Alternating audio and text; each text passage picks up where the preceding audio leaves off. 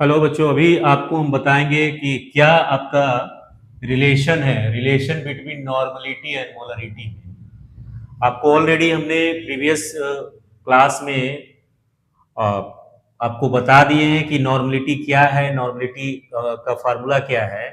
अब देखिए, अगर किसी सॉल्यूशन का नॉर्मलिटी निकालना है तो नॉर्मलिटी बराबर हो गया आपको मोलरिटी। मोलरिटी भी हमने डिस्कस कर दिया, इसका भी वीडियो आपने बना दिया है। Equivalent mass, sorry, molecular mass by equivalent mass, molecular mass by equivalent मास, एक वीडियो हमने इक्विवेलेंट मास पर भी बनाया है।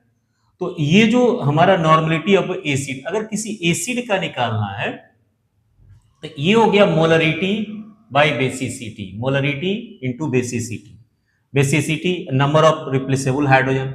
अब ये जो हमारा normality of the base, base का कैसे निकालेंगे, तो ये हमारा है molarity into acidity, molarity into acidity. अब ये है part per million, PPM, mass of solute present in 1 million by mass of solution.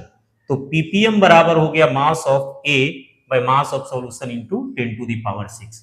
तो सबसे पहले normality of the solution, normality और मोलरिटी में अगर रिलेशन जानना है तो ये हो गया आपको normality of the solution is equal to molarity into molecular mass by equivalent mass, normality of the acid molarity into basis. जैसे समझना है, अगर एसिड का निकालना है तो मोलरिटी से बेस से गुना कर देना है, अगर आपको बेस का निकालना है तो मोलरिटी को एसिड से रिएक्शन करवा देना है।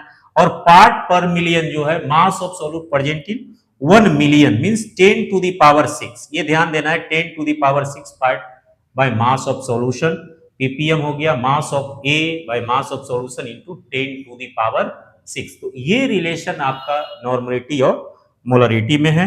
एक और रिलेशन होता है आपको N1V1 बाय N2V2, जो कि हम लोग नेक्स्ट वीडियो में करेंगे।